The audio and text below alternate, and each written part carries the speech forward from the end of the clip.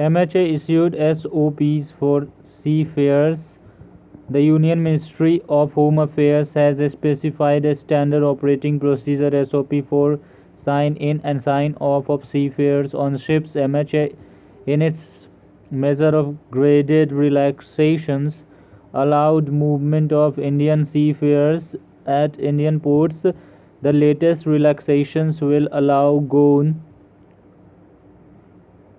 Goa seafarers stranded on the high sea to return home. Sudha Murthy's book out in audio format. Sudha Murthy's book will be out in an audio format for the first time for children.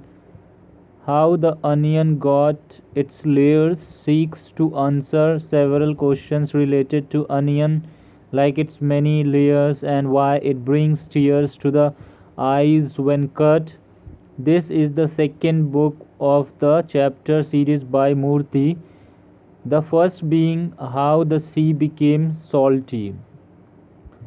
Rajasthan government partnered with Ayu app. Rajasthan government has partnered with healthcare startup MedCords to provide 24/7 online consultation and medicine delivery to the people of Rajasthan through its integrated solution Ayu and Sehat Sathi app. MedCords will help over 68 million of people in Rajasthan through this collaboration. The app is currently helping 10,000 plus patients per day. CM COVID-19 Yodha Kalyan Yojana. Madhya Pradesh. In Madhya Pradesh, around 1 lakh Anganwadi workers and assistants of the state will get the benefit of Chief Minister COVID-19 Yodha Kalyan Yojana. Under this initiative, they will also get a special health insurance cover of rupees 50 lakhs.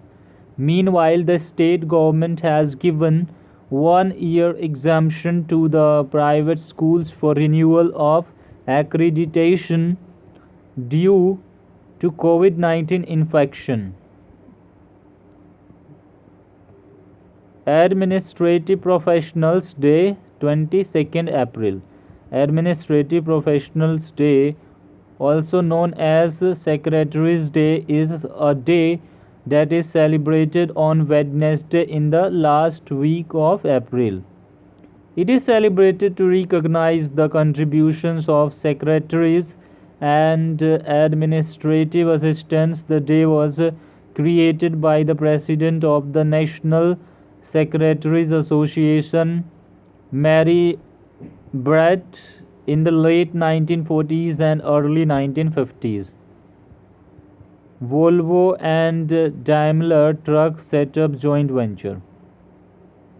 Volvo and the truck division of Daimler have agreed to set up a joint venture to develop and produce fuel cell systems for heavy vehicles. The two firms said that they will be equal partners in the new enterprise. Daimler Truck will put all its current fuel cell activities into the joint venture, and the Volvo Group will buy a 50% stake in the venture for around 600 million euros. RBI increased WMA limit for state or UTs. RBI has revised the limit for Ways and Means Advances (WMA) for the remaining part of the first half of financial year 21 to rupees 2 lakh crore. On March 31st, 2020, the WMA limit for the first half of financial year 21 was upped to rupees 1.20 lakh crore against 75,000 crore rupees in the year ago period. This has been done to tide over the situation arising from the outbreak of COVID-19 pandemic. IREDA to handle CPSU scheme phase second MNRE. The Ministry of New and Renewable Energy has appointed the Indian Renewable Energy Development Agency Limited IREDA as the implementing agency to handle the central public sector undertaking scheme phase second. All issues regarding time extension and dispute resolution will also be dealt with by IREDA. In the existing clause, the Solar Energy Corporation of India SECI handle the scheme.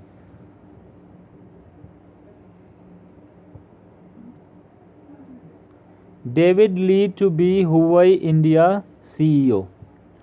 Huawei Telecommunications India has announced the appointment of David Lee as the Chief Executive Officer of its India operations. Lee will succeed Jay Chen, who moves on to take up a leadership role within Huawei Asia Pacific region. Founded in 1987, Huawei is a leading global provider of information and communications technology, infrastructure, and smart devices. Saudi Arabia organized G20 ministers meet. Union Agriculture Minister Narendra Singh Tomar participated in a virtual meeting of G20 agriculture ministers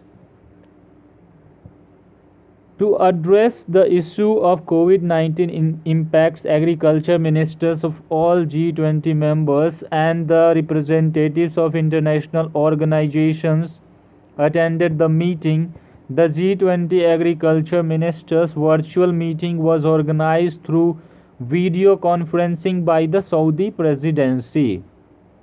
Spain's bull running festival cancelled. Spain's best known bull running festival in the northern town of Pamplona has been cancelled because of the coronavirus pandemic. Hundreds of thousands of people typically attend the centuries-old San Fermin celebration, which sees half-a-ton fighting bulls chase hundreds of daredevils.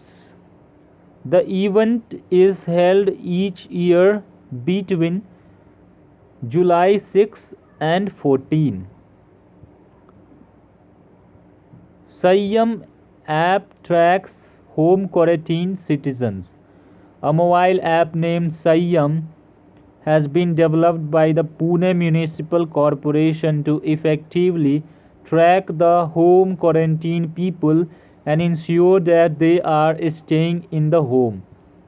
The city administration has appointed dedicated team for 5 zones to conduct a follow-up with people under home quarantine on a daily basis. They will check on people who have recently returned from international trips. Central government to conduct telephonic survey. The central government will conduct a telephonic survey to gather feedback from people on the prevalence and distribution of COVID-19 symptoms. The Health Ministry has informed the people that it is a genuine survey and requested them to participate to enable proper feedback on COVID-19 symptoms. Citizens will get calls on their mobile phones by NIC and number 1921. Financial support to MyLab Discovery Solutions. The Technology Development Board (TDB) has approved financial support to MyLab Discovery Solutions, Pune, for ramping up production of COVID-19 diagnostic kits. MyLab Discovery Solutions is the first indigenous company to develop real-time